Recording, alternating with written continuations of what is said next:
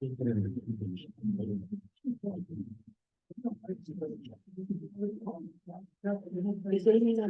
not here. Oh, that's right. Yeah.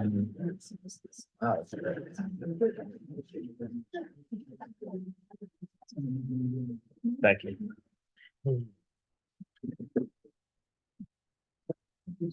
Other stuff. All right. You want to are you ready to get started with you ready to get started? All set? All set? We're all set, Bryce? Okay. Hi, good evening, everyone. Welcome. We're gonna open up the select board meeting. It is April 16th, 2024. All members are present with the exception of Amy Black. We're going to start with the Pledge of Allegiance, and the flag is behind you.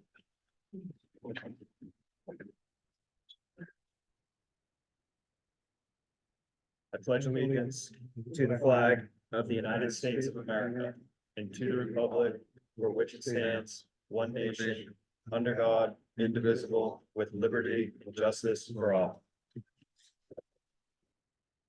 Okay. Board members, conflicts of interest. Okay. Approval of meeting minutes, April 2nd, 2024. Move we approve the minutes of the April 2nd meeting.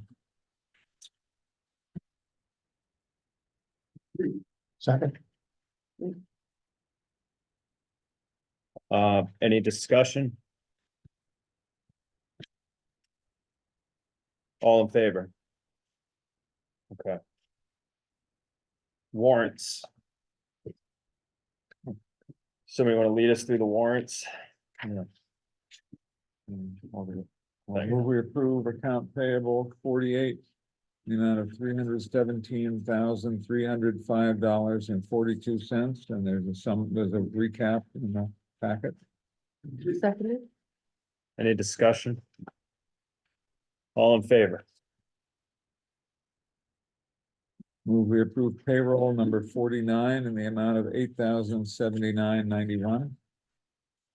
Second. Discussion? All in favor?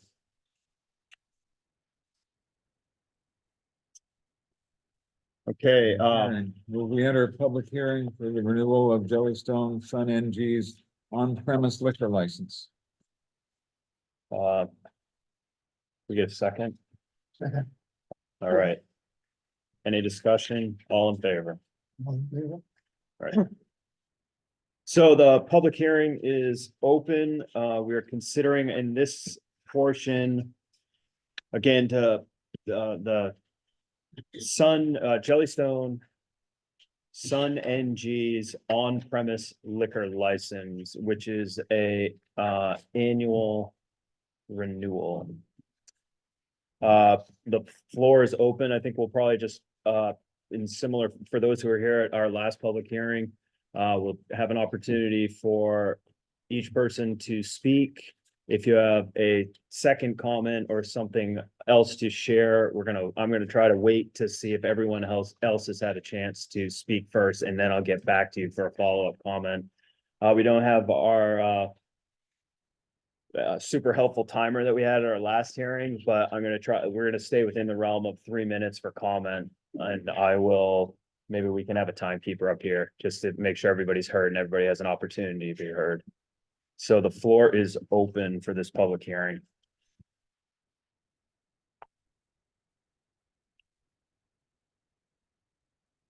Seeing no comments. Oh, we have some. Oh, yes. Mike Cox, 53 East Spring Road. Just a question. So purpose is the license, what's the ban? What's the ban? To sell package liquors or to serve liquor? I believe this is for a serving. Restaurant, bar, the Jellystone. From what I understand, that is the applicant is here, so they might be better fit to answer that. Yeah, Chris, general manager of Jellystone. So it's the on-premise, we actually can serve. But realistically, we don't actually have a bar. We closed it after the first year. We just renewed it for the potential if we ever want to redo the bar or offer some sort of servings. We do not actually, So you're not selling package. no, we do, that's a different one. We have a license for that, this is just for on-premise. So bar situation, but we don't have the bar, we're just doing it just in case we do want to. I guess the answer to the question is, what's your understanding relative to alcohol? Well, we have, my property abuts Jefferson. And for the first time, 14 years, picking up beer cans and showing it. Have party boats going out with music blaring and people obviously drinking. There's, you know, there's disturbances on the shoreline, I'm assuming alcohol may be involved. I'm wondering what the plans are for oversight. That has nothing to do with the liquor license, with the on-premise. It's basically an area, if we did have the bar, that they can only rent in that permanent area.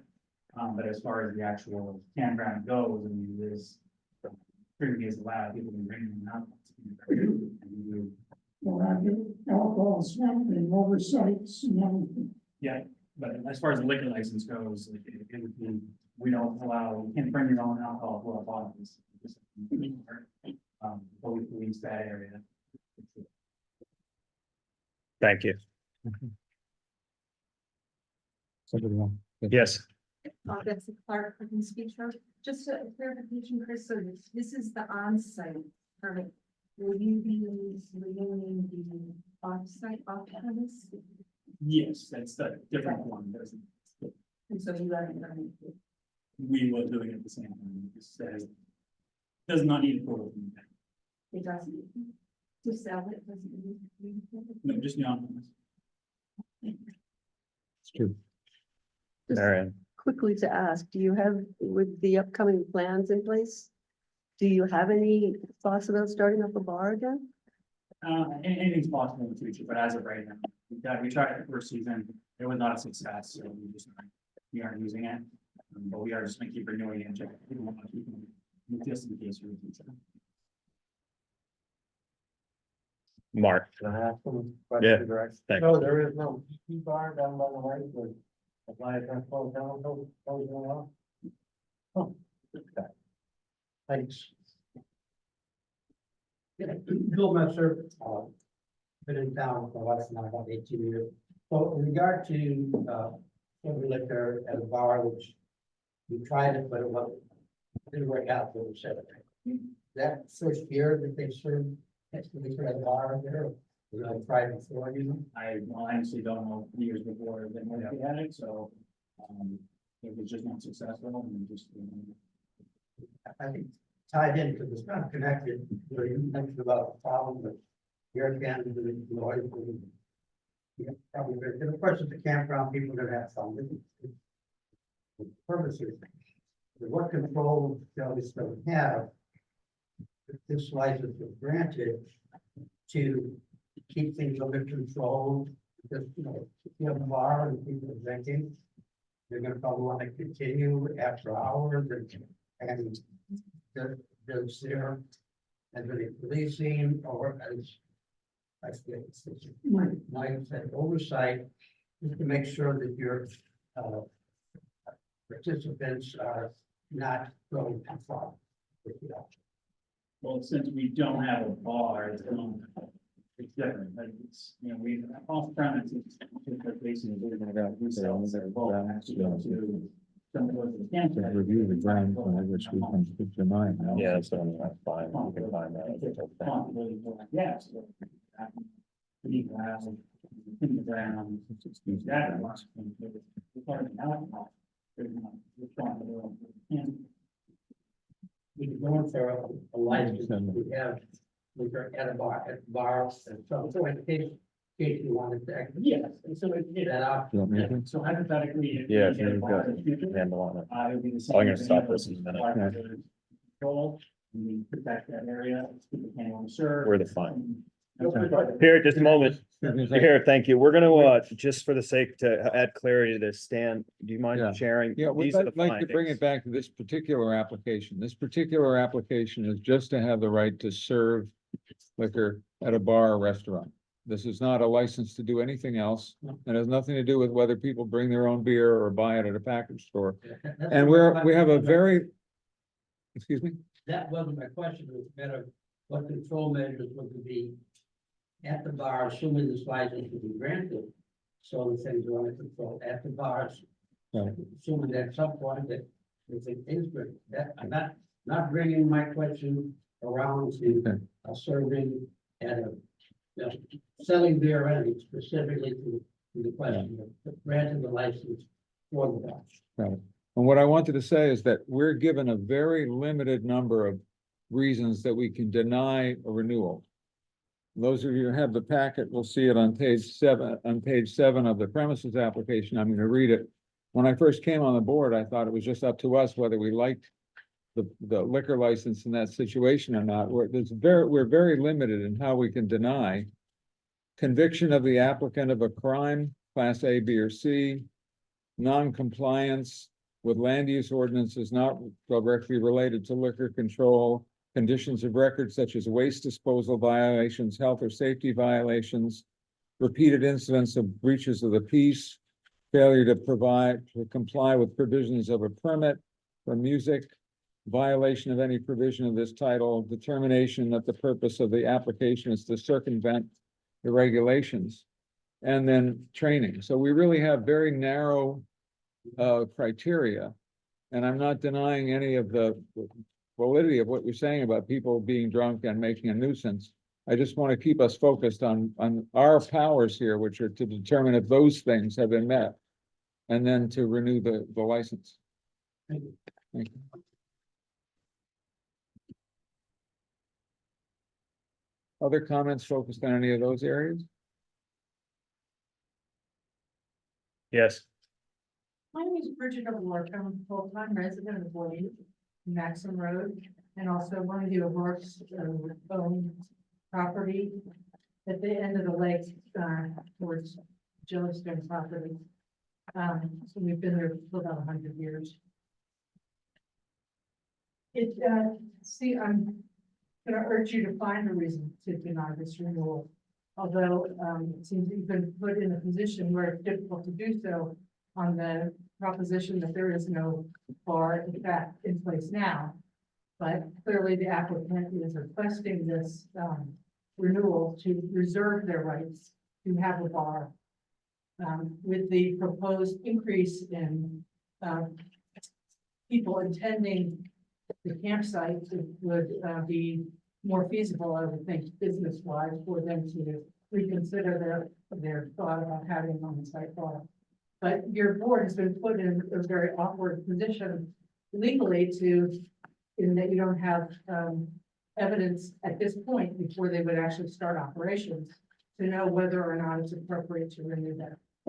So, I just think it's disingenuous for them to suggest now that they don't have a bar and it's really not a big deal, when in fact they wouldn't be renewing their license if there wasn't some intent to potentially do that in the future. And I think that the points that the others have raised in terms of enforcement of whether it's music, noise, or alcohol-related concerns, or, you know, as you know, some of the other ones, it's just a violation of their land use regulations. Could certainly be a concern. So you may not be in a position, you may or may not, and you can decide, be in a position to deny this tonight, but I think the folks here, or I at least have shown up on behalf of my family to say that we don't support this project or the renewal of the license for alcohol, so that they can then create an operation that would be really not on the scale of anything else that's happening in the world at a time when it's really not helpful. And this, the one piece in terms of the noise aspect of facility, is that because of the placement of it on the lake, their use of their property may really, impinge on the quiet enjoyment for others at their own property. Mhm. Thank you. Thank you. Yes, Hi, I'm Margot Burns Ewer. Yeah, I want to ask if this does go through, what are the actions that the community could take if we did find, let's say, the bar started this summer and it was quite loud and maybe, you know, louder than was, you know, peaceful for the community. What are the actions that can be taken by the community as we're like, whoa, that was more than the bargain? right. So I think certain, depending on what it is, it would be enforcement either through our CEO, depending on what it is, it'd be enforcement through, you know, if it's class A, B, or C crime, that would be the sheriff, county sheriff. I mean, I think you're really asking about like, you know, what possible enforcement mechanisms could be made if there was a violation. I'm just reading through this list here, Well, the strongest enforcement is the non-renewal in the future. there. The way this is set up is every year the liquor license has to be renewed, and if the legal conditions in the law are not followed, then the board can not renew. On the other hand, if the board says no without any of these criteria, then the campground can go to the State Liquor Bureau, which will grant them a license. If we just do it, if we just, you know, if we don't follow the criteria, then they can be licensed by the State Liquor Bureau. That's in the law. But if they violate the terms of the license, that's why the license is there. It's like a professional license because it can be non-renewed if those things are violated, and that happens every year. And I'm sorry, I feel like I'm coming on the scene later than I should be, just, may not know as much as everyone else does. But what is I'm sorry, this is kind of a naive question. How is the relationship? Like, is there a relationship that the community has with Jellystone? Like, I know all of you have been going to the camp, to the site and that sort of thing, but I just feel as though if we can continue to have communication, that might help. You know, that if there's somebody who's on, I don't know, part of the community, 'cause I don't go down there, but I mean, if there were people that were part of the, you know, town government and that sort of thing that are continuing a relationship, that I think that would help us all. Mhm. And I just don't know what they are. I don't know if there is something that's set up so that there's a continued communication. That'd be CEO, right? That'd be the CEO and the person. Our code enforcement officer and, you know, and the planning board have been involved, town manager in the past has been involved, yeah. I think when you refer to the CEO, that's more along the lines of the special amusement permit for the liquor That's right. license. I mean, they have a liquor inspector from the Okay. state. That's Sure. right. So they're just looking for us to sign off. I will say I contacted the state, and in the last 5 years, there were no complaints on file. So, you know, that's another basis of judgment for the board and, yeah. Certainly, I think that there's been a series of complaints in the past, we'd have to look harder at it. And they would go to the state liquor board? Yeah, I talked to the inspector for this area personally, and there was nothing on file.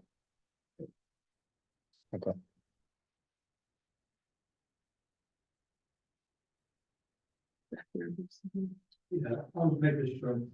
Since noise seems to be probably one of the major concerns, can you tell me what the state statutes have for noise, specifically read that? Limit, That's what we It's not in the state statute.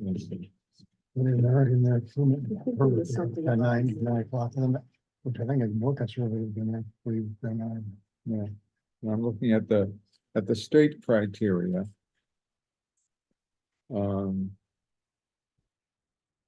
Repeated incidents of records of breaches of the peace, failure to obtain or comply with the provisions of a permit for music, dancing, or entertainment. There's nothing in the state statute about noise in relation to a liquor license. Who would establish a statute for a noise limit and also time? Well, we have That's the other application we have in front of us, is the Yeah. special entertainment permit. So there, yeah, the special amusement ordinance, clarifies, defines how, performances, music, this, I think. It's, That applies to the bar as well. Whatever is in there, that piece of paper would apply towards any noise limitations from the bar activity. We don't have a town noise ordinance. We've talked about it. It's, everything we've heard is it's very hard to craft one that's both binding and clear and objective. And that it's not by no means a simple thing. But we don't have a townwide noise ordinance that would apply to a bar or anywhere else in terms of just noisy environment. And in the absence of that, we can't non-renew a license based on noise. Right? It's cross that bridge when we get to it, right? Well, we talked about it, and then people talk about other ways in which people in town make noise, lots of ways, and we have not decided as a town to have a town noise ordinance to this point. It would apply to everyone. Am I right? And that's the history. It's certainly come up. yeah, we've spent. What I hear is that a lot of what's concerning is conjecture about the future and looking at what I have now, it would be impossible for us to deny based on conjecture of some future possibility. But to Stan's point, should we have an issue in the future, we can withhold the license. It's still within our power. It's just another year away. But if there's no bar. Is that a state law that it's yearly? And it's the whole point of licensing, is that with licensing comes regulation. Because the license can be lost. Whether you're a professional in some way, that's why people are talking about licensing for contractors, because then there's an enforcement mechanism in the future. And that's what this is about.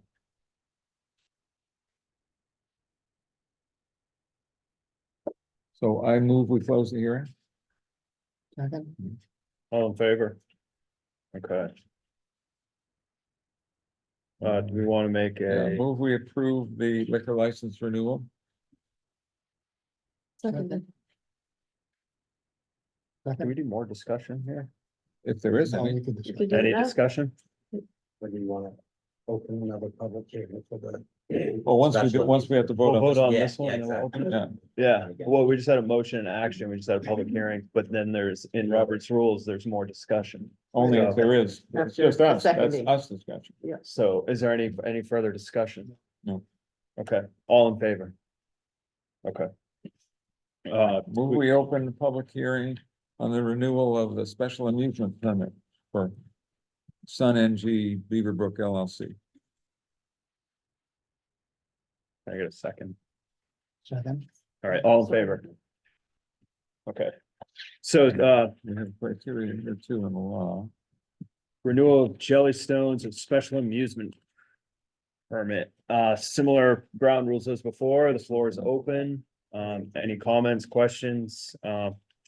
We'll take them in order. The criteria for non-renewal. Can you paraphrase the proposals they're requesting? Oh, yeah. Read what they said it would be. Says, Yeah, sure. If I have it in front of me. it's right here. This is what they're gonna do, and they're doing, no more than one day a week. And tonight, you wanna do it? Yeah. The application, talks about live DJ, one-man circus show, Oh, I see. fireworks, and fireworks have to get a state license as well. Oh, good. Class B entertainment outdoors, which is with amplification, which is by law limited to no more than one day per week and ending at 9 PM or earlier. No anticipation of crowd size more than 500 people. Yes, plan to have fireworks. There has to be a fireworks permit before that happens. Quick questions. Actually, it says fireworks permit has to be attached.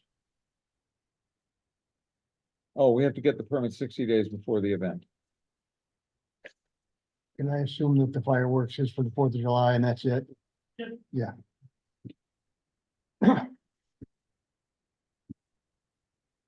That's stipulated, this, Fourth of July, or is it?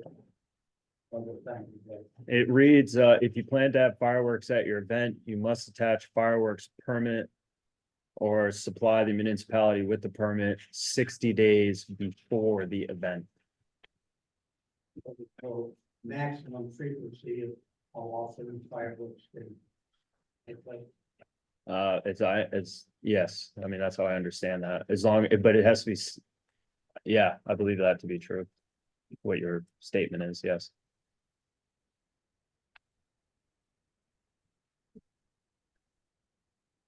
Yeah, Chuck Shaw, 51 Mooseman Road. And is there anything about the decimal level that butters? Somehow last year we were told it shouldn't be above 70 decibels. And I don't know where that came from, but that was Right, what we're told. And there was a time last year when it was louder than that, but we had our decibel meter out. And a lot of the neighbors complaining, and one of them was told by the person to talk to them to take their hearing aids out. And didn't treat the people very well in call and talk to them. I just wanted to let you know. That was one particular one. And I think there should be a level there somewhere that need to go by. how did we, We've been told that we have to work on a more comprehensive and better designed ordinance to have it be enforceable in that way. And the number of things that have piled up on the board this year have led to us not being able to do that yet. But I see that as part of the board's work, is to come up with a better way to define noise levels. At that point, we don't have a good way to enforce that ordinance at this point. And we've been told by several people more knowledgeable than us that it's not simple to set that and decibel level at the place, decibel level across the lake. So that's unfinished business by the board. I agree with you. did you want to weigh in? Yes, Henry, Do you have a copy of the ordinance in your stuff there? the special amusement I ordinance, have it online, but I don't think we have. It's 2.1.5.2 of the ordinance. we, 70 decibels, at least that's what it says. I don't know Yeah. if that's- It says 70 decibels measured at the lot line of a licensed premise. Yeah, that's what I was pointing out. Right.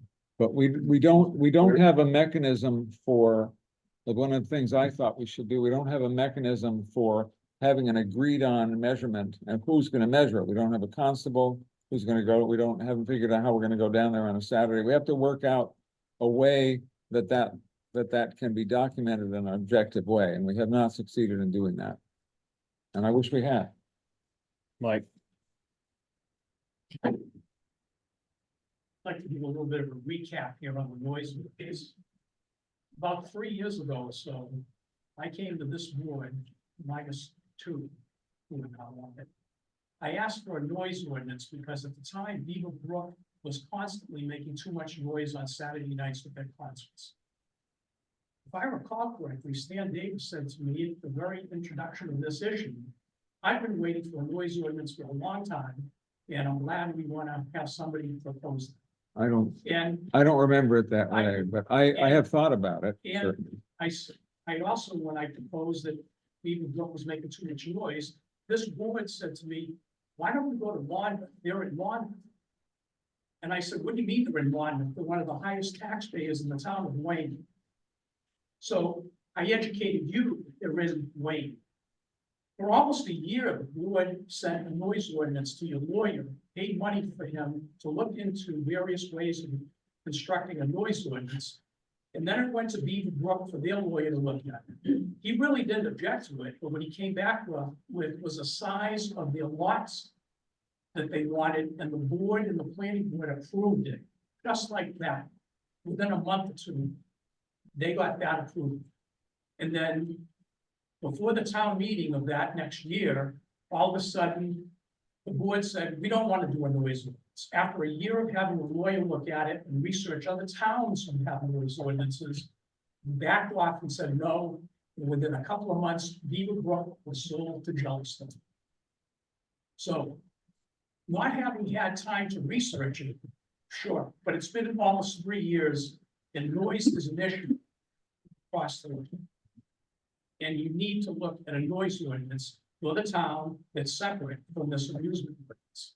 And you need to have some type of way of measuring it so that we don't spend weekends in the summer listening to an inordinate amount of noise coming across the lake. Grant, this is Ted Tucci. If may I be permitted to make a comment? I'm gonna come right back to you. We had another handout here in the audience, and then I'll to you. Thanks. So Chris, General Manager of Jellystone, we've heard all of that. I know the last couple of years, we've had some bans. Just rest assured, this year we are not doing any bans. There'll be no bans this year at all. This special amusement permit, as we've listed, is for the fireworks show on July 6th, which is Saturday night. As well as a one-man circus show, which is indoors. He doesn't use any implications. We also have a DJ scheduled one time to come in. It's indoors in the pavilion. I believe he ends at 9 o'clock. It's that night. So that is the only two loud things that we are planning for this summer. But we do not have any more bands scheduled. Our campground is a family campground. We want people back to their campsites by 9 o'clock. Shut down for the night for quiet hours. We are not Beaverbrook anymore. I've heard all of the, there's a feedback from many years and many customers, many guests that come in about the noise complaints from Beaverbrook. We've heard that. That's not what we're trying to do. As a Jellystone, we are a family-friendly resort environment. And again, everything we do, the pool is shut down, the store, the cafe is shut down by 8 o'clock, and it's quiet. People go back to their sites. And if people are yelling and hooting and hollering, we will respond to them and make complaints on a case basis. But there'll be no organized events for the entire season for the after 9 o'clock. So, and these are just the two that I mentioned. DJs, be aware, the kids friendly DJ that comes in and plays kids music. For the kids, it's a dance, and then the fireworks. So, And you said that DJ will be inside? yeah, in the building, yes. Yep.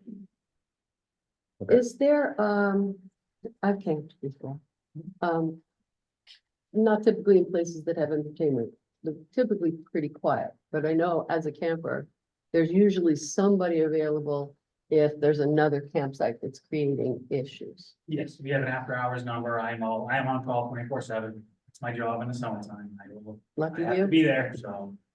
We respond to all those and any disturbances, from guests or noise disturbances. And after hours, do your neighbors on the lake also have a telephone number that they can? It's the same phone number from our office. It's after hours. Okay, so it Anybody rings can in. call. Yep, if you didn't know that, yes. Is there somebody there to answer that overnight? It goes right to my phone, in my pocket as we speak. I am on 24/7. Past practices, Abishai, if you understand. I've called a few scenarios, being right next to it, and I did have a decibel meter. Not educated in decibel meter reading, however, it was happening. And I would kind of do what I could, closer to kind of the line, property line, there's supposed to be 45 feet up in the air, try to do all those things. And calling to look that day, and particularly the first we got suspect. And we were like back and forth. However, sometimes in the evening, no one would do that. At all. So under those circumstances. And this is not one of the things I'm not talking about tonight, but with the side, it said over 500 people, that then there should be security, people on site for more than 500 people. And that's taken from the ordinances that we had at the town meeting, report last year, that, 35 are to help with some of the issues, so that people aren't coming out, and lost. And are in. So I think having a number that is involved would be, Yes. being able to know that you have a response from someone, a person, to deal with that is really. Yes, so the first season was very lackluster, we'll admit it. We didn't have a great plan in place. Last year, we moved to a phone system that is basically Wi-Fi, it's digital, it's online. So we can set up different phone numbers that, including an after hours number that someone can call. You basically call the office, it will go right to after hours. If it's an emergency, call 911. If it's a accumulated parking emergency, free, they'll put you through to the, either me or one of my other managers that'll be on that night. They can't go back. I'd like to mention in the special amusement ordinance, the permit can be revoked at any time by the board, and it gives reasons for and why that could happen. And I can share that with you. The select board may, after a public hearing preceded by notice to interested parties, suspend or revoke any special amusement permits which have been issued under this ordinance on the grounds that the music, dancing, or entertainment so permitted constitutes a detriment to the public health, safety, or welfare, or violates any municipal ordinances, articles, bylaws, or rules or regulations. Upon complaint or complaints of any person or persons that there are grounds to revoke said permit, and such complaint or complaints having been found by the select board to be valid after hearing as herein before provided, the select board may warn the licensee that unless the cause or causes of said complaints are removed forthwith, that permit will be revoked or suspended after a subsequent hearing covering same. So it's not just that, this is not just like the liquor license where there's a renewal needed. This can be brought up at any point. That was just not a lot. One thought on, you mentioned you're available 24/7, which is a burden for you. I have. But I mean, Thank you. and you expressed maybe not being able to reach somebody, right? How about an answering service? You guys, everybody's available, if something happened, it's serious at 3 a.m, I don't need a 911. Can you get an answering service, they'll pick it up, and then they can. Yeah. Back to focus. Yeah. Well, Excuse me, comments need to facilitate through the board. It's the only way we can have clear communication. Everyone can hear. I respect that people are conversing, but I'd really like to channel that through this so we can stay on track. I'm gonna consider. No, I recognize your comment, but please be recognized up front here first. Just for the sake of this process. With that being said, are there other comments? Because we're probably gonna wrap this up. here in About a this minute. permit. About, Yeah. oh, sorry. Back to you. Thanks for waiting. Thank you, Trent. I actually would respectfully suggest that the special amusement ordinance is very clear on this point. And I also think there's a very simple solution to the issue of dealing with sound. So section 2.1.5.2 governs sound levels. It says the maximum permissible sound pressure level of music or other entertainment on licensed premises under a special amusement permit issued under this ordinance is 70 decibels, measured at the lot line of the licensed premises with sound level meters placed at a point at least 4 feet above the ground and so forth. So there's a very clear standard in the special amusement ordinance that governs what is the permissible level of sound that can be generated in connection with any kind of music or entertainment. I think it's absolutely within the select board's power under this ordinance to require as a condition of approval of the license that the applicant, in compliance with the ordinance, set up sound level meters at the lot line of the licensed premises at least 4 feet above the ground to ensure that it's complying with the with the sound level requirement that's is specified under the special amusement ordinance. And so you absolutely have the power to approve a request for a permit with conditions to ensure that it's actually going to be followed in accordance with its terms. And that's what I would suggest happen here. Thanks, Ted. Betsy Clark, Perkins Beach Road. Just on the application where it says, do you anticipate any events with a crowd size more than 500 person in attendance? I think Patty mentioned that. It's certainly not, but I don't know how that can be, you know, especially on a Saturday, July 6th, packed weekend, there's over 200 campsites. Those campsites hold what, 4 to 8 people. I think it's more than 500 people in it. More than 500 people at the campground at that time. Potentially.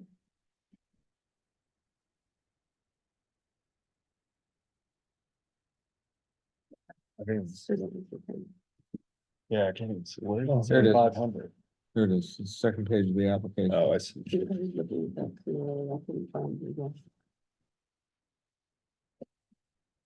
the bottom. There it is. We got the Johnstown guys speaking. Says they have to tell us 2 weeks before if they expect that. There's an ambiguity there. Is the entire group of people at the campground considered to be attendance at an event? Well, that's what I was Yeah. wondering too. Yeah. But then how do you regulate and control how many of those that, 2,000 people that are at the campground, how do you control that crowd that's either watching the fireworks, listening or whatever the event is, how do you control that to be just 500 people? Are there any controls in place for that? It's not a gated, ticket only event. How many were there last 4th of July in a sensitive of an event? Yes? So I guess there's a little bit of confusion. I was under the impression that that applied to people coming into the campground for said event. These events are for people who are currently on the campground. So that was the reason for that. I guess I was a little confused. I spoke to Chip. when I was- This says in attendance. I would say that this doesn't really fit what we're, Yeah, I guess it was just confusion on my part. If that's the case, then yes, it'll be more than that. Okay, so that should say yes instead of no. Okay, it's still not a licensing description for us, but this should say yes. So we should amend your application to say yes to that. Yes. If that's the case. Can I ask the question, do you have the impression that last year some 500 people actually gathered in one place to have an event? Or was all the people pretty much, The only Scattered event that over the- happens would be the fire. Most of the campground. they come down? So that could be considered an event, and it's likely to be more than 500 Everything people. else. People aren't coming to see our DJ, Mhm. the kids DJ. Yeah, right. So, Now, it says in the ordinance, when there's an anticipated more than 500 people. At your expense, there needs to be a licensed security guard or someone authorized to act as a law enforcement officer. And there's a series of requirements. Do you want to review that and bring this back, or? Might have to. I think that's- seems to me. I think it's a good idea to review that and make sure that, Yeah. make sure you want to do that. So why don't we defer, I would suggest we close the hearing and defer this and look at the application Yeah, with that change. and I think the application has to be amended to be over 500 people. Yeah. Okay. The rest of the people. Yeah, Mike. Is there any language in this ordinance or any regulation in this ordinance? And another question for Jellystone, is there anything in there that regulates firearms on the premises? Does Jellystone have any type of policy regulating firearms when you go out on the premises? There's nothing in the entertainment ordinance that talks about firearms. I'm quite certain, but I'm looking at it right now. I'm just thinking alcohol, firearms, 2,000 people. Yeah. Just that's. Hold on, I'm gonna come back to you, Margot. I like the suggestion that was made. I don't know, is that the one about having be able to measure, like asking Jellystone, could you do this for our community? To have something put out at 4 feet, around that would measure the 70 decibels. Is that something we can ask Jellystone? Well, I would like, I've said before, I'd like something that where the town can independently look at the results. I know that such things exist. People put them up for their Airbnbs. Where they say, I want to get a text if the noise level goes above this. The owner says that. And I felt from the beginning that would be good for all of us if you folks would do that. Because then if somebody, because then if somebody looks at it, we could say, we have, not they say, but we have the reading from that device. I think that would really facilitate our work together. I'm And I sure know those that- devices exist, because I looked it up. I'm sure that that's something that if I were a business owner, I would want to do to make sure that I keep the relationship. Yeah. With the center. So we don't know that things don't get louder over the water. All we can look at is the measurement at that point. But I'd like us to be able to verify that independently. So- Okay, so we're gonna, my suggest we leave the hearing and reconvene this when we have an amended application. I'd like to get an answer on my concealed question. Yellowstone. Do they have a policy on concealed weapons coming into, or any kind of weapon coming into the camera? It's I don't know if Not this to is do with relevant this to this hearing. That question is not relevant to what we're talking about. The topic of this is a special amusement ordinance, so we're gonna close this out. Grant, can I just make one more comment that's relevant to the earlier comment I made or suggestion? Yes, Thank you, I appreciate it. So Stan, to the point you made, I think, again, it's perfectly appropriate and in fact necessary if and when the select board approves the special amusement ordinance to require the applicant to obtain that sound measuring equipment and keep records of it to demonstrate that they're in compliance with it. It may be separate and apart from that, that the town wishes to sort of independently verify it. But certainly, it's not an unreasonable condition to impose on the applicant that they obtain the equipment, that they comply with the ordinance, and that they have records demonstrating that they're in compliance. And then they can show that to the CEO or anybody else who wants to look at it. Thanks, I appreciate it. thank you. All right. So I'm gonna move that we close the hearing because we're gonna come back to this. Second. To do with somebody. I just had a couple more comments or questions. May I ask a question to the group? Sure. So I haven't been around for all of this, but, I caught the tail end of a lot of frustration last year. I'm surprised that there are not gonna be any bans there. I think that's a great idea. But one of my questions is, were the bans the source of most of the noise last year? Might that help?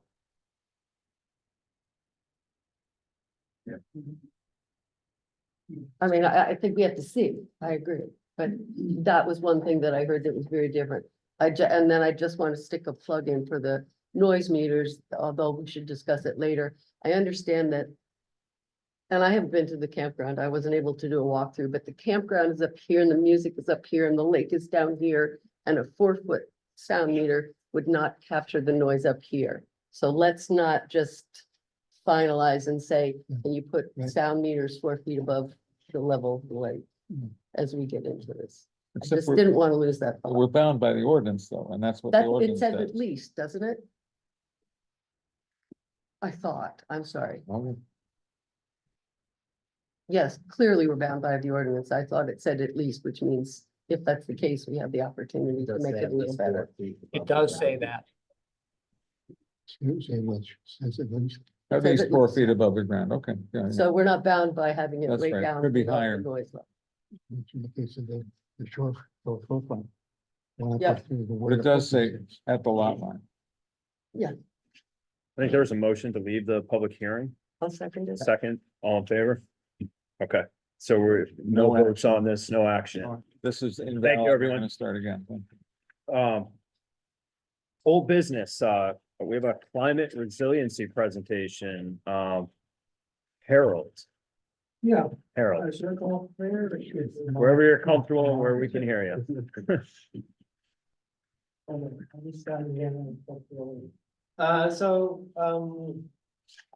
It should be in the folder for the paperwork for today. I was here on the 17th of January, and I kind of presented it then, what this program is about. It's a state program that is run by the governor's office for policy and innovation on the future. It's a program that offers grants to municipalities, $50,000 grants or 125 if 2 towns apply together for projects that kind of, let's say, can be related to climate change or extreme weather, for example, flooding, can be related to water quality, it's a really flexible type of program, so there's a range of different things. It can be also heat pumps, for example, for a community, for municipal building, things like that. And that's great, and they do twice a year, they open this up for applications. But in order to qualify or to be eligible, you need to kind of enroll in the partnership.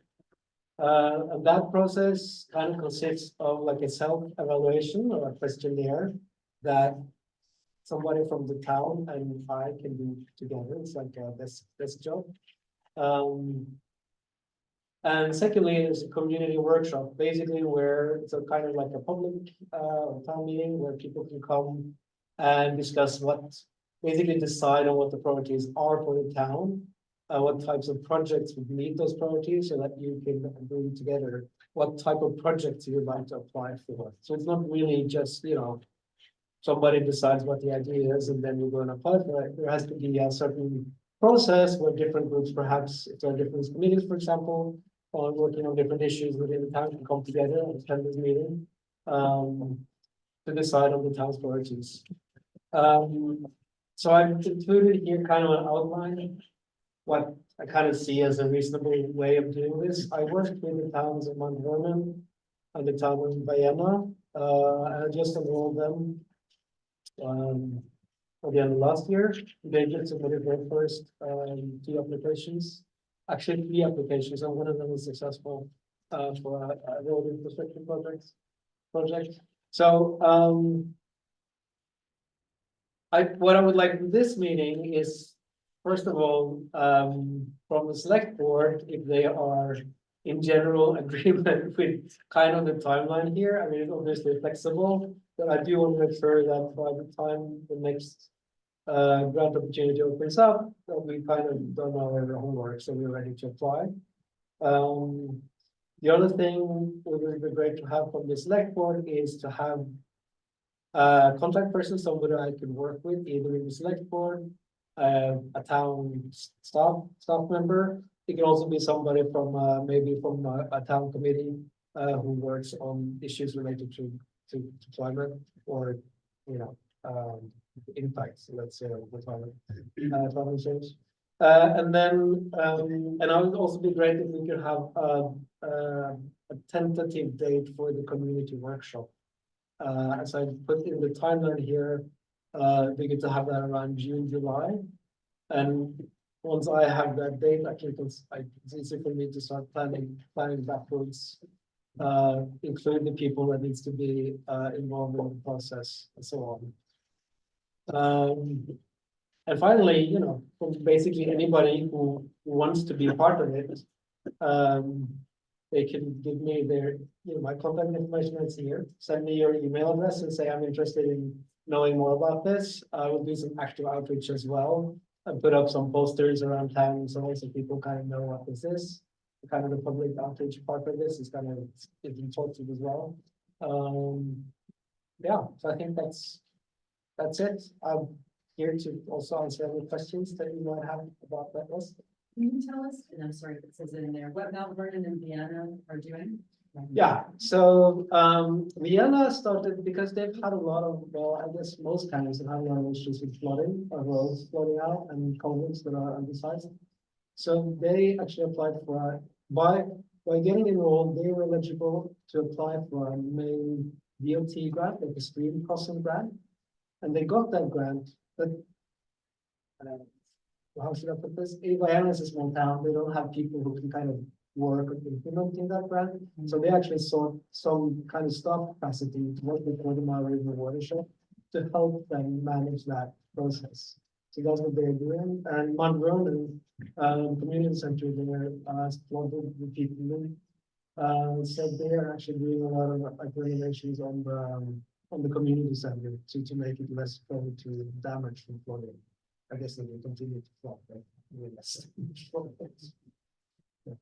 And could that something be, like, I love that Lake, 30 Mile River really well. Yeah. But with, like, I know Lake Smart does some amazing things around here, just making sure to help with the waters. Yeah. But so you can partner with Yes, and on.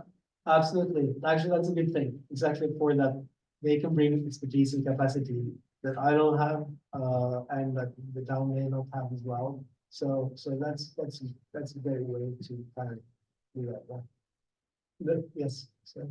I'm a member of Range Conservation Commission, and we've actually been talking about this program and, have somebody in our group who would be willing to work with him. If you all thought that was okay, and it would be great to have his contact. I think that's a great idea. That's great. So someone, you're gonna make connections on it. All right, Conservation Committee. Yeah, thank- unless thank- my contact is everybody. Yeah. Okay. Thank you very much. Yeah, Yeah. and in terms of a contact person, who should I, is that Bryce? Is that? Yes, Bryce, that's great. All right, thank you. And so, yeah, that's great. So you're figure out dates and workshop times. Perfect. Thank you very much. Thanks so much. Hiring advisors. Yes. You wanna Put the internet in at D or after D. Yeah, maybe somewhere cut around. All right, update from the town manager hiring advisory committee. So the boards in front of you tonight, you have a report, a summary or the findings that the committee put together based on the board's most recent action. And the board asked the town manager hiring committee specifically was asked to share with the select board what it has learned from its inquiries regarding the town manager form of government and its point of view about the advisability of the town of Wayne adopting the current state town manager statute. So the committee has met and there are committee members here today, so I'll just I'll introduce, and if there's committee members that want to weigh in and share, by all means. But what you have in front of you tonight is basically you've got two columns. You have the state statute. And then you also, and that's being compared to the existing town manager ordinance that the town of Wayne currently operates under.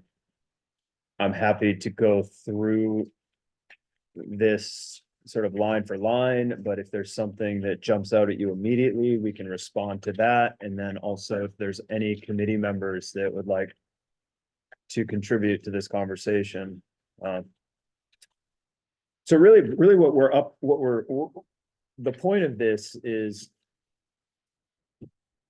if the select board sees that the state statute is a direction that the town should take, this would come up for a town vote at a special town meeting.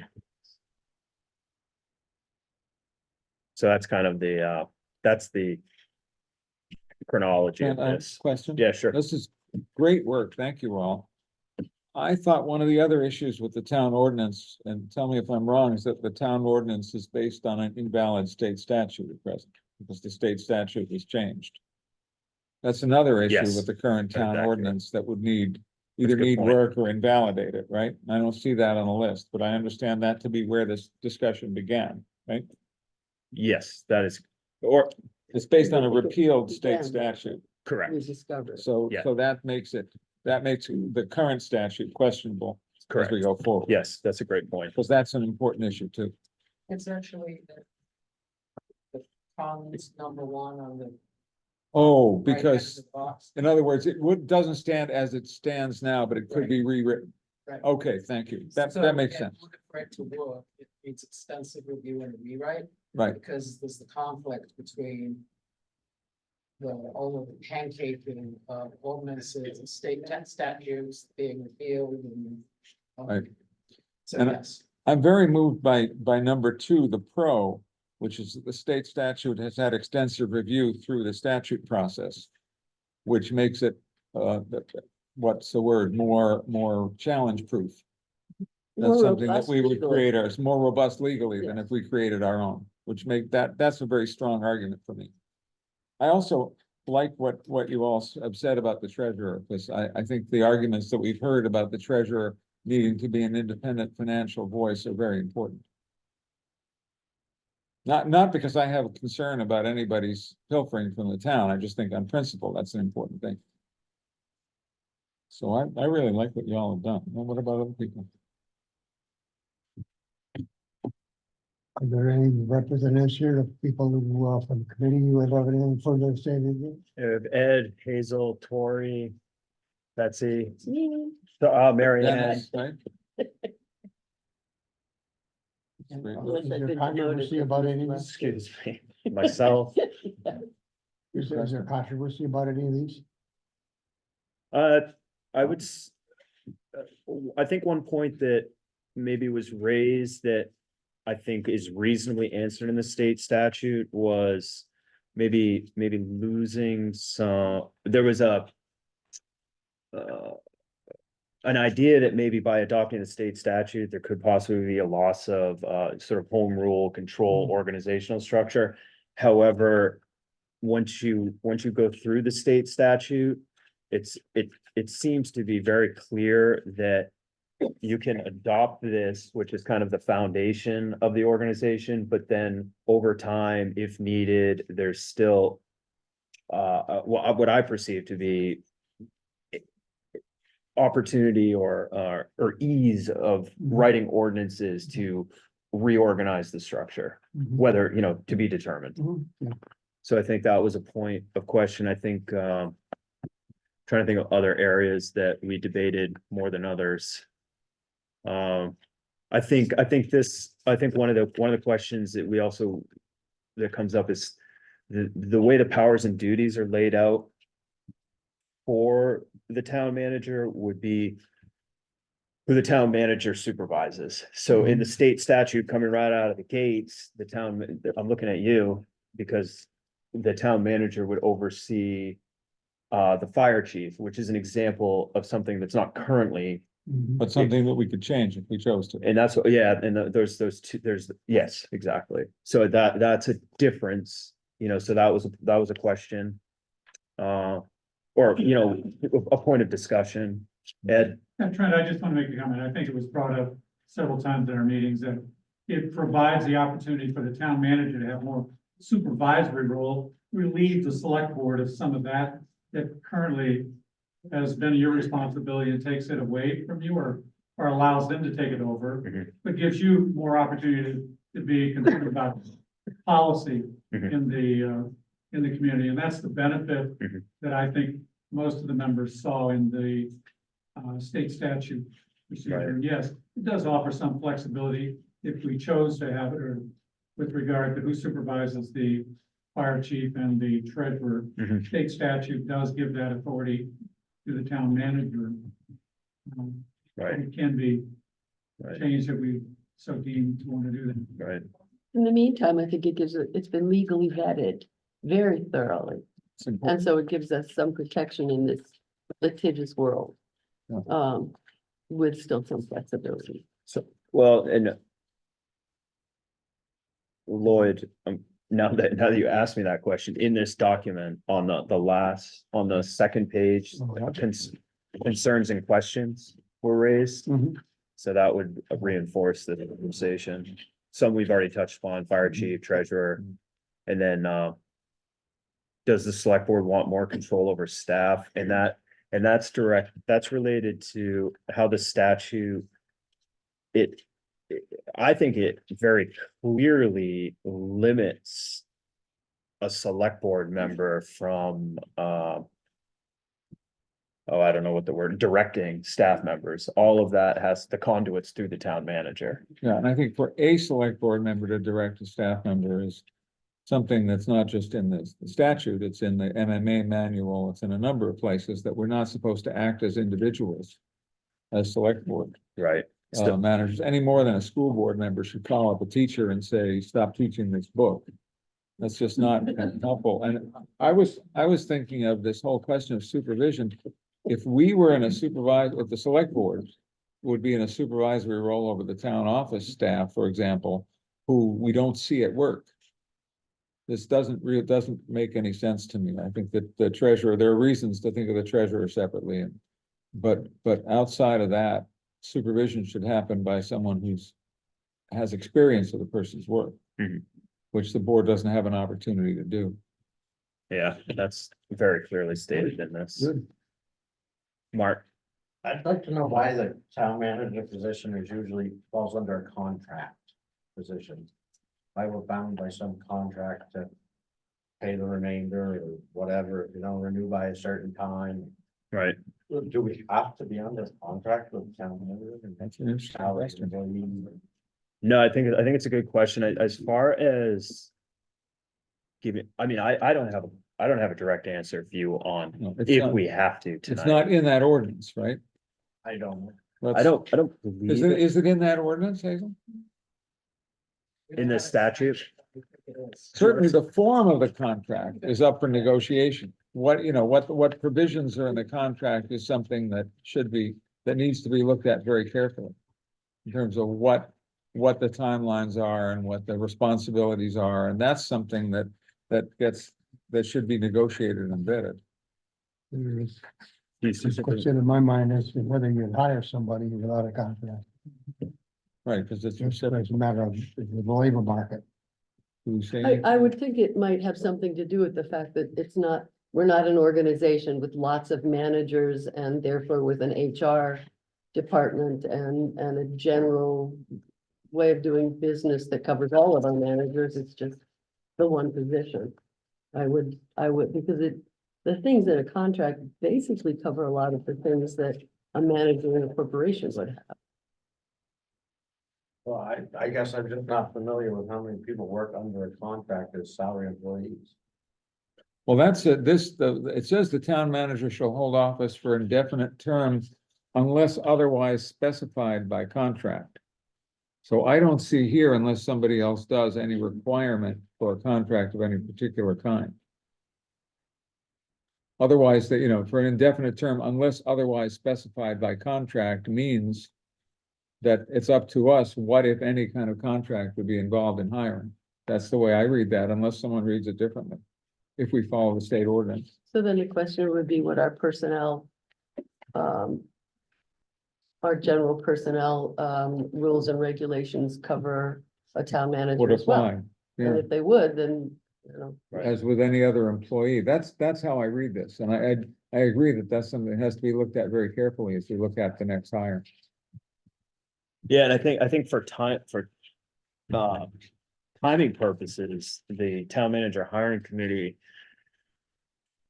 I don't see any requirement of contract. No, I think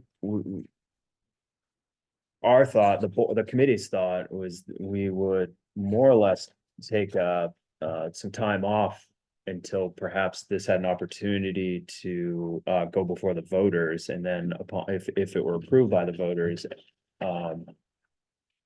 get going again with very clear,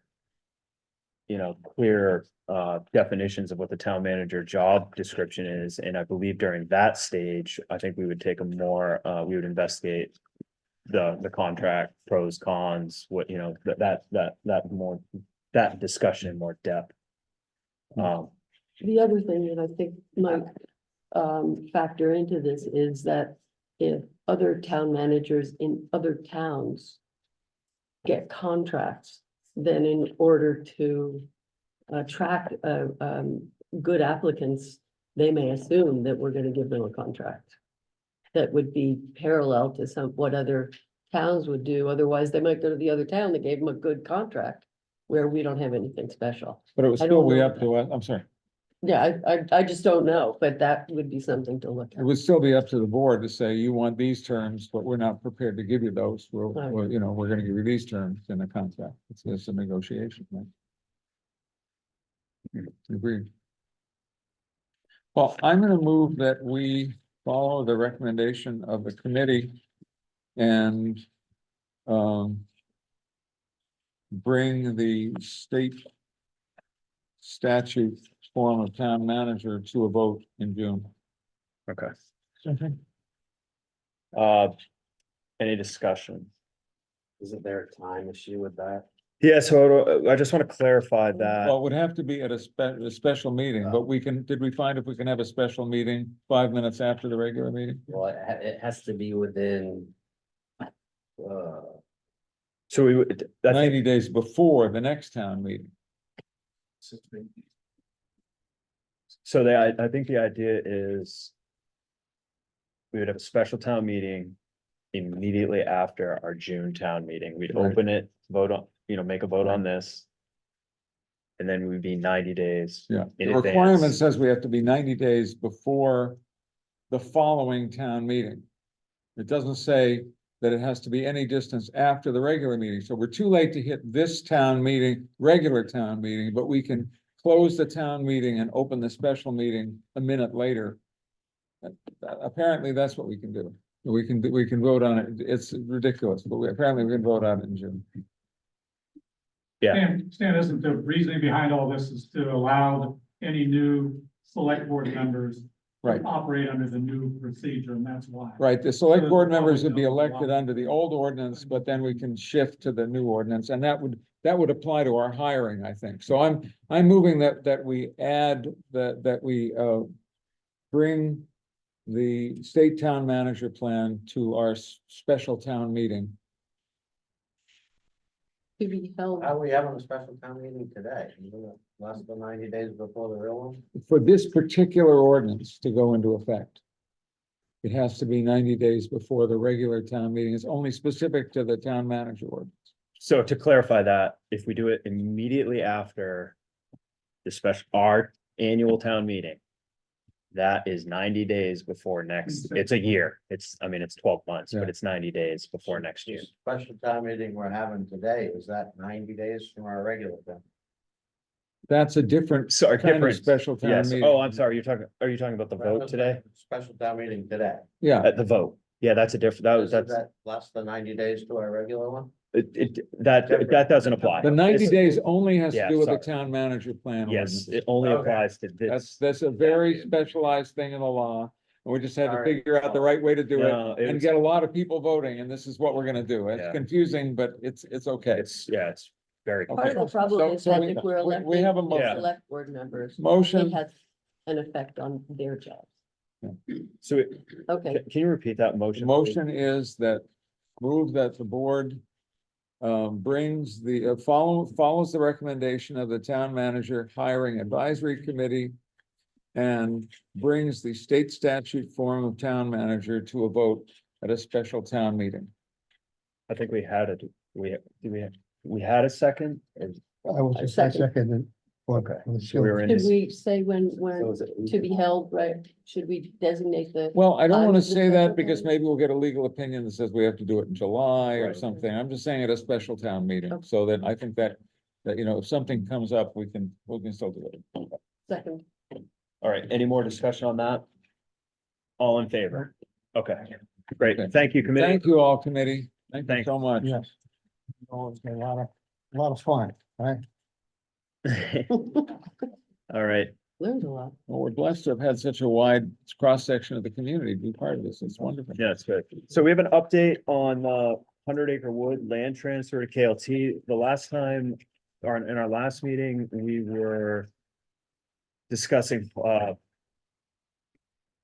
putting it on the warrant for this June Yeah. town meeting, Yeah. but Leslie, are you representing the Conservation Commission at all here? Okay, Well, okay, Okay, yeah, I guess my update is, I got this draft from Ken and, it's proposed for secret ballot on June 11th, and there is a deadline for warrant articles. oh, yeah, thanks.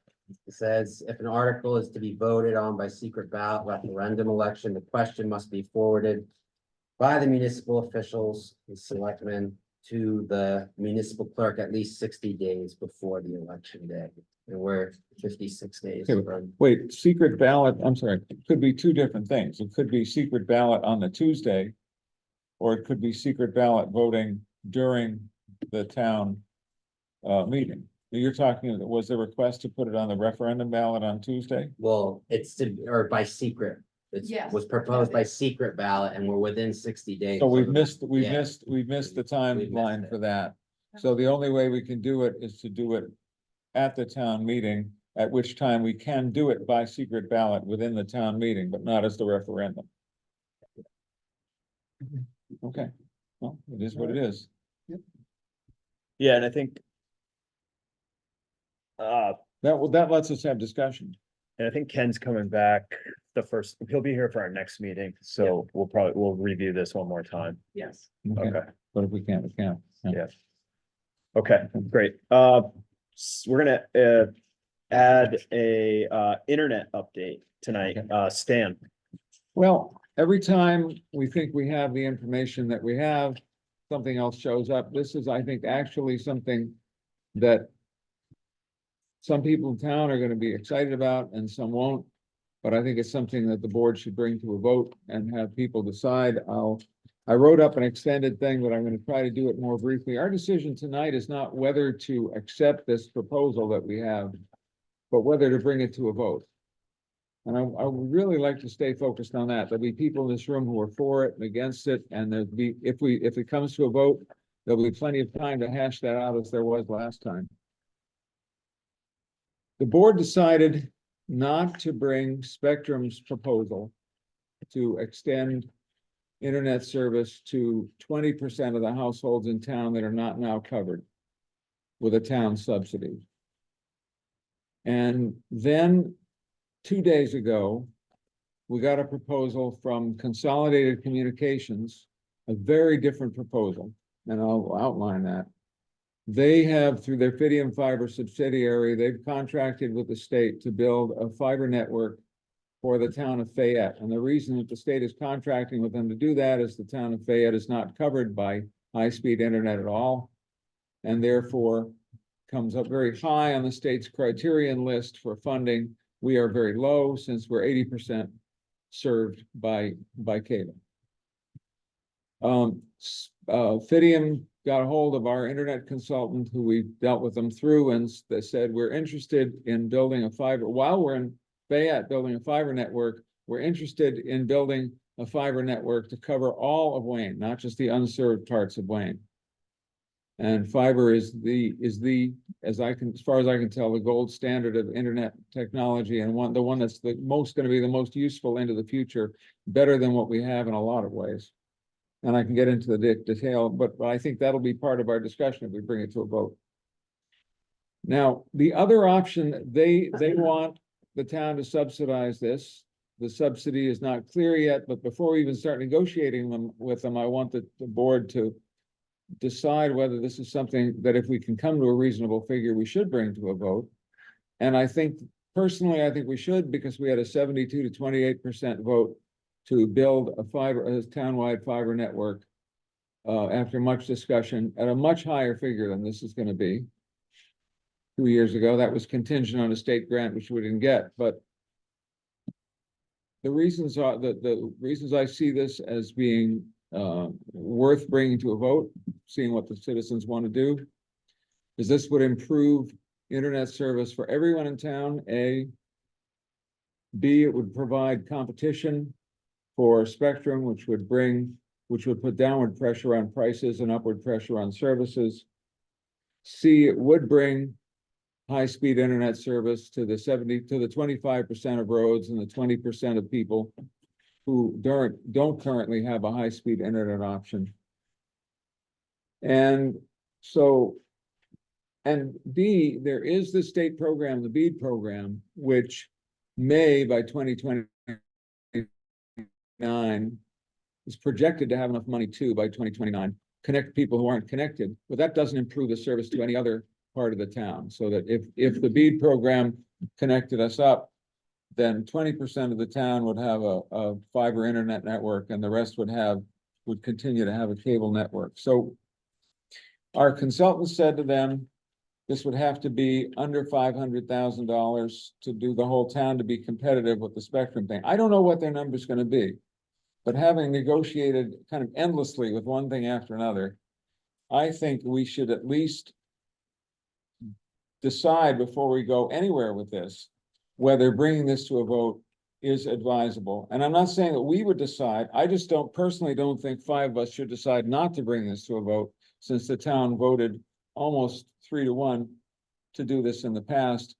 And since that vote was based on a much higher figure, 1.8 million, and since that vote involved higher liabilities for the town and that we would have owned the network, we would have had to repair the network, we would have had some upgrade responsibilities. This is a one-time expense subsidy to them. I also think personally, the subsidy is reasonable. And it's the last thing I want to say, and I want to hear from other people. Because Fidium would be building into a town that has 80% access from another provider. And in no way would they have a guarantee that they would have, how many customers they would have. So this is a large expense on their part, and I think that this kind of public-private partnership is justified if the town chooses to do it. At the bottom of the handout, I looked up, you had asked about this, Trent, the current rates for the fiber internet. 100 megabyte per second service, which is a little lower than the standard offer for cable.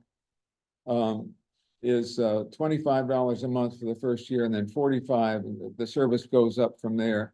And the other thing about fiber that's important is that fiber is, first of all, not a shared service with your neighbors. So it doesn't slow down when a bunch of your neighbors get home from work and their kids come home from school and everyone goes online. And secondly, it's not electrically amplified, since the data passes through fiber optic cables as light. So it's not dependent on the electric grid. So for people who have generators, the network continues whether we have a power outage or not, unless the actual fiber optic lines are broken. So that's what we've got. We got this situation. They would like to talk to us April 25th. But before we start talking with them about the amount, I want us to be clear about the idea of bringing this to a vote. And again, there'll be people in this room who think this is a horrible idea. There's people in this room who think this is a great idea. I think if we go to a vote, that's the time to have that conversation. And we should. And which way the vote goes is up to the town, as it was last time. But I think we're in this situation now, and we need to decide if we want to pursue it. Thanks, Stan. I see Mark. Yeah, Mark. Did we vote last time to spend 1.8 million, or was a portion of that supposed to be a grant?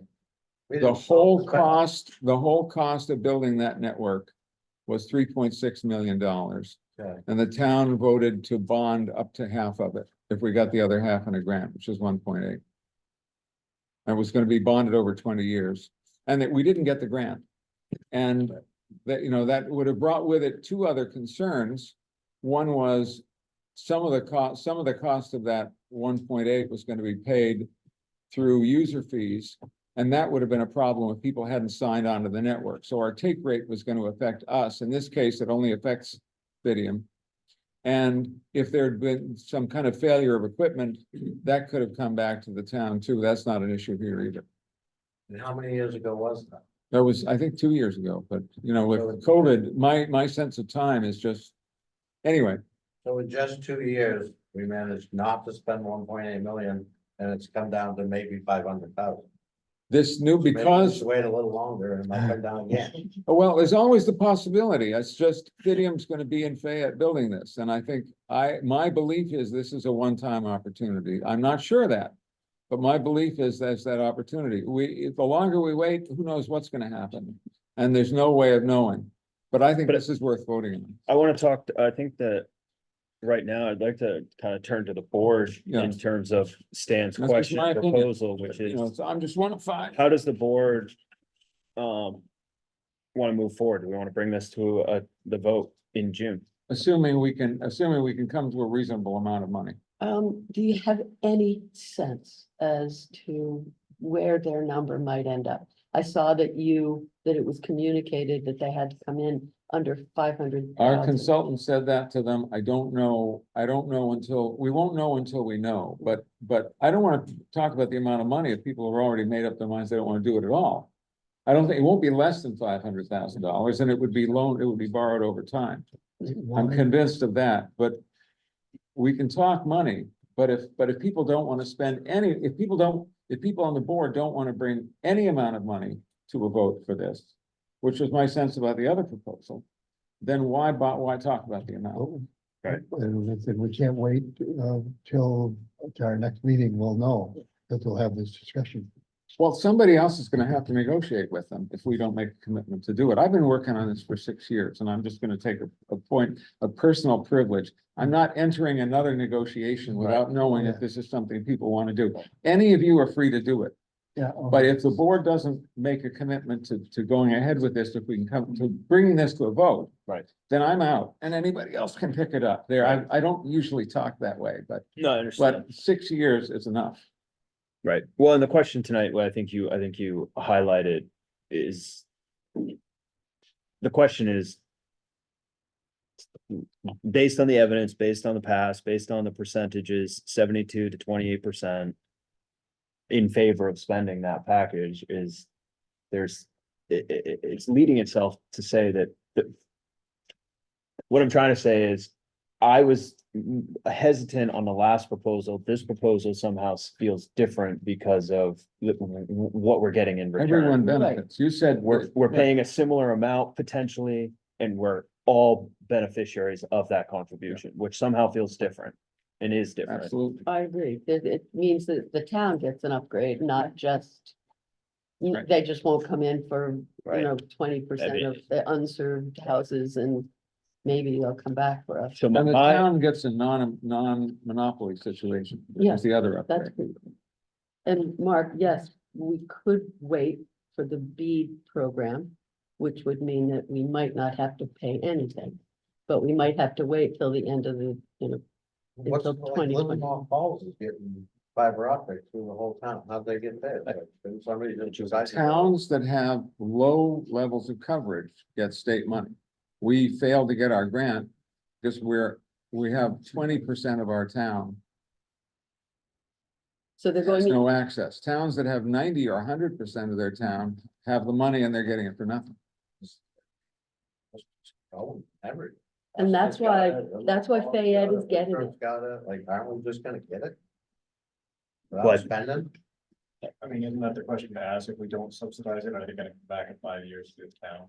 It's a really good question. That's why I think the town needs to vote on this, rather than the 5 of us say no.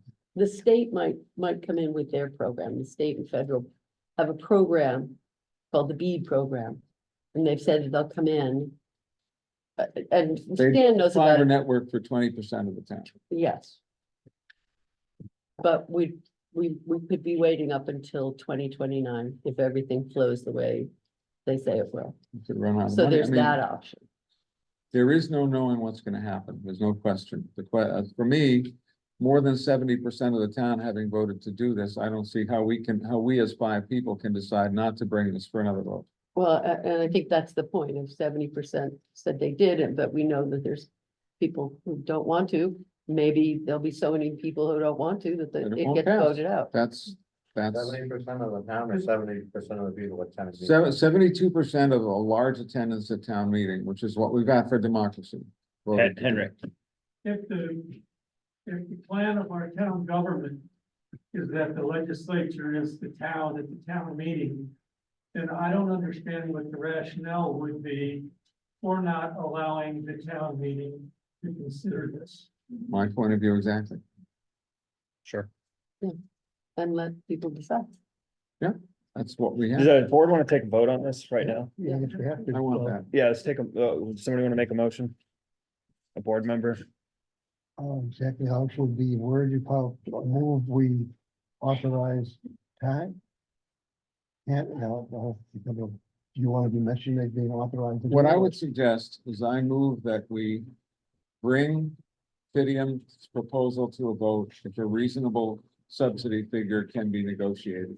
That we bring Fidium's proposal to a vote at our annual town meeting if a reasonable subsidy figure can be negotiated beforehand. Second, Any further And it discussion? leaves to us to decide what reasonable is. At that point. Bryce, This is just for clarification, for note-taking purposes and record keeping. sure. Do we have to rescind our motion from last meeting that was to, I mean, it's in our minute. Yeah, but I This- think- This is for personal. Yeah, it's a good question. I I think think, we, because I know we've kind of pinballed around with some of these, you know, we don't rescind prior motions. We moved to not to go ahead with Spectrum's proposal. This is a whole different thing. I think we're okay. I do too. And there was nothing binding in any of the action we took at the Yeah, last that's just a meeting. Point of clarification. Yeah, Thank there's, you, that's interesting. And I'll second the motion. okay, so we're in discussion. Anything further? All in favor? And Okay, I would like a negotiating partner. I want to make sure that I don't let my enthusiasm about doing this, you know, I need someone who's going to be tough on the numbers with, Fidium. Doesn't have to be about the technology, but I need a negotiating partner. I would like to, but I can't this spring. I'm tied right I up. would like to, but I'm a little bit, still, I Bryce? will. Mary Ann? well, One of the two of you? If Bryce doesn't want to. I'll step up. okay. Yeah. good. I think in my role of interim, Okay, Would- Mary Ann and would it me. take- All right, April, I'll get a hold of April 25th. We should talk about times. All right, Hey, let me, great, thank you. Okay, thank you all. let me be sure here. All right, got an update on the budget and then specifically, the recommendation from the road committee. So I would love to, given the time, if board members have, why don't we start with the recommendation from the road committee? If there's any questions, concerns about the budget, we can follow up on that. Good. Okay, so do we have anything in writing or we just a presentation? Just a presentation. Okay, no, that's fine. I just want to make sure. All right, Thank you all for doing this. that's great. So we've got, who's here representing the road committee tonight? I am Taylor. representing Mark here. Mark, I don't know if anybody else is here. Okay. Great. Taylor, floor is yours. Are we, I'm unfamiliar with what you're familiar with as far as the budget. Are we just representing the capital line for next year? yeah, that's what, yeah. Okay. So obviously the roads are broken down into maintenance lines that you've seen before, and then the capital reserve for future road projects going forward. Typically has been $300,000. We're recommending this year to $600,000. And whether that's bonded out or not is a piece of discussion. We're just trying to get a line item in budget. And then deciding where to put that money in our next meeting before the vote in June. Right now, we have sent the bid out, approved to Shim's, the Road, Pond Road, Mission Mills Road, as well as some reconstruction work on Bridge Road. Part of that bid was the select board's recognition that next year, we need to, at a bare minimum, surface over the Road, Pond Road, and Mission Mills Road. To protect that shim layer, if it's not designed to be plowed across. That figure is over $300,000 already. Just to overlay those roads next year in the fall. So we're suggesting $600,000 so that we can overlay those roads, have enough money for the shoulder work and stuff like that, as well as trying to catch up on the roads we're behind on. So just for example, we have estimates from a year ago. So if we were looking at doing a few of our smaller roads that are in complete disrepair, the smallest number you're gonna work with is $298,000. Shim and overlay. Not counting reconstruction and things like that. So 298 is really the bare minimum to do what we need to do to protect the roads that we're working on this year. And try to address at least a couple of roads going forward. And then, you know, we're hoping to develop a 5-year plan at least. So we can start saying, these are the realistic numbers that we need to follow. Does this budget here include that recommendation? I don't have that. Not the 600,000. Okay. So if I understand, correct me if I'm wrong, the idea is, so there's money available to initiate more, like as soon as the snow melts, spring prior to.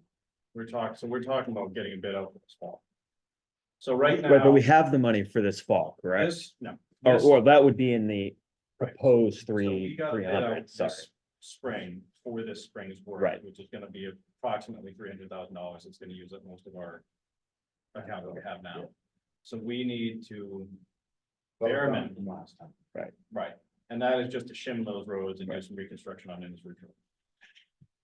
We need to overlay those roads this fall, which is gonna be ballpark $300,000. So that's what that's what we've been budgeting for, Right. that 300. We are asking to up that $600,000 so that we can overlay those roads and start addressing our other deteriorating roads that are in complete disrepair.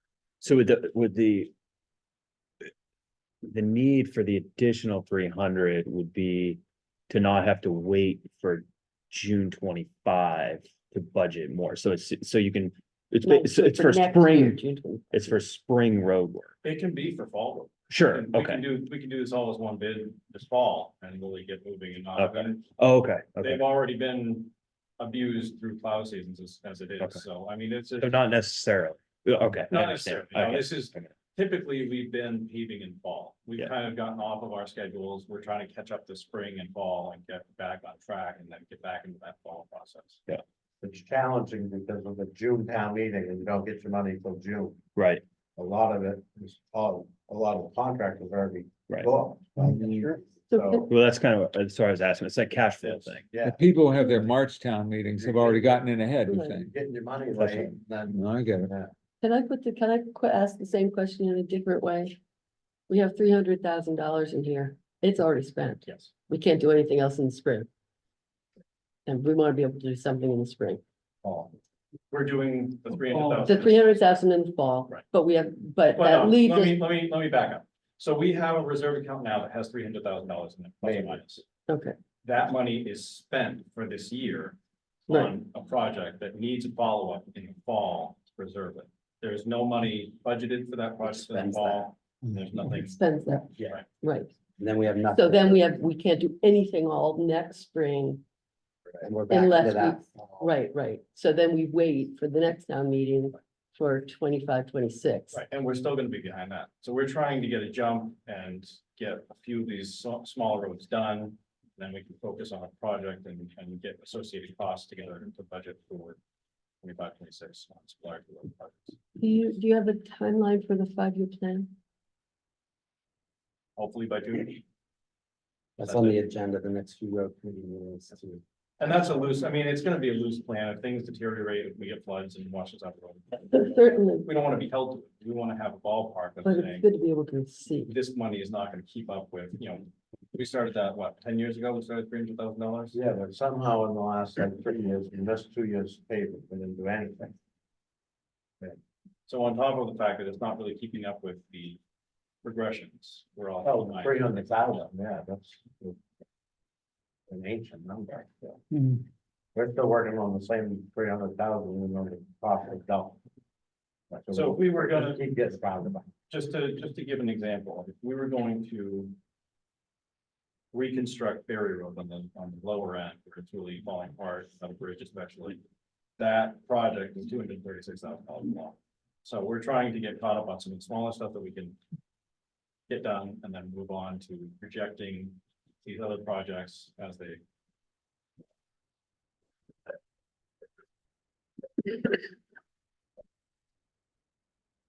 What do you need from us right now? I Just awareness? Yeah, I think it's really just informational as you go about approving the budget. That's why we're asking. It's a large number. It should have a presentation to go with. Well, it strikes me that I heard somebody talk about bonding. This is something we've done before.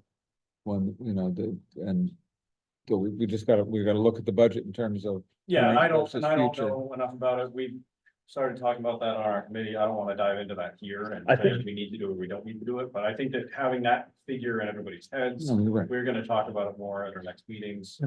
I think you're gonna think about bonding, it'd be much larger. Well, I was gonna say, I think it would be really valuable for that discussion to have a better scope of, the 5-year projects Mhm. to the best of your ability obviously with reasonable estimates, so we can weigh in, the idea of Which a of those bond, things to do. the idea of a bond. We've done that successfully. We bonded and then paid those down, so it's something that's certainly in the possibility.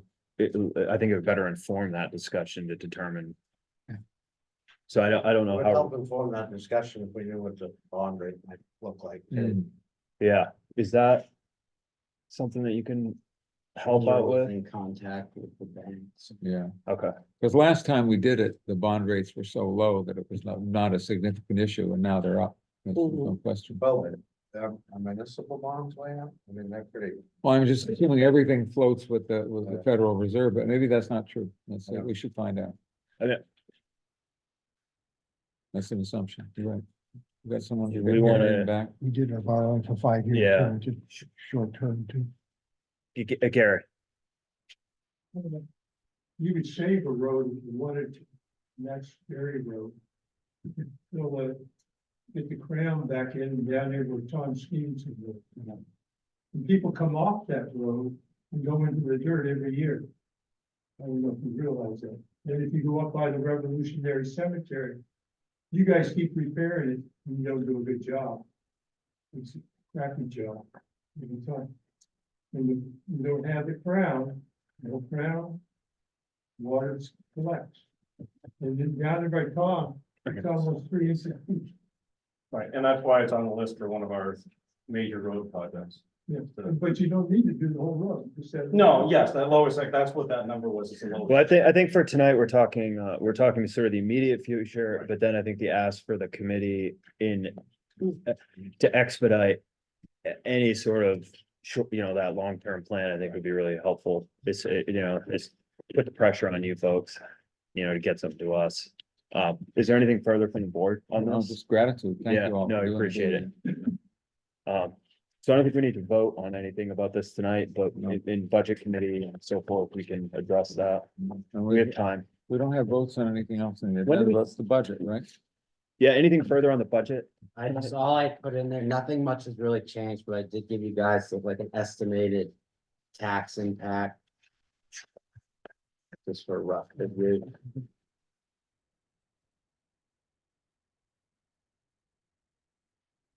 It's in the regular packet. Yep.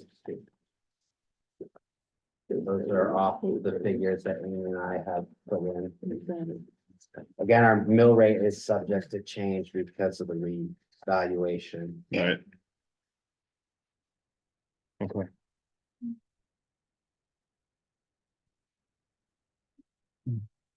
Any comments on this from the board? Thanks, Bryce. Yeah. New business. Sign warrant and notice of election. Oh, I just have some stuff that I need you guys to Okay. sign. You don't need a motion for that. No, do you? just to get them signed, so I don't forget. Okay, do we need? Okay. We don't need any motions in there. No, you just Okay, need good, sign. good, Okay, good. great. Supplement Mason's, town manager report. Just an update on FEMA. Taylor and I have been working the last 3 weeks with them to try and recoup from the December 19th storm. So it's Good. pretty in depth there. Taylor's putting a lot of effort. Good. You have right along. Thank you. I just want. Yeah, I for think we us. just received the money from May. So it's a process, but it's pretty streamlined at this point. I think I can speak for the whole board that you're one of the people, well, there's other people here too. People have so stepped up during the transitions. Yeah. In the past, and Mark, Taylor, other people here, I hope I recognize enough. Have done so much, and I just, I think I gotta speak for all of us. We appreciate it. All the committee work we've had. Thank you, all of you. I'd like to just make one observation about this piece of paper. At the Thanksgiving meeting on the 23rd, there will also be the River Dam tender will be present, as well as the Wayne Dam tender, and just found out recently, Whitney Baker will be there, so we'll be able to respond to questions and concerns about how these things affect the water, the river. Great, thank you. Is there anything else from town manager? No, board member reports. Seeing none, public comments. I heard it when it's been, I heard a interesting story on NPR this morning about, .com, .org, .gov. Did anybody else hear that?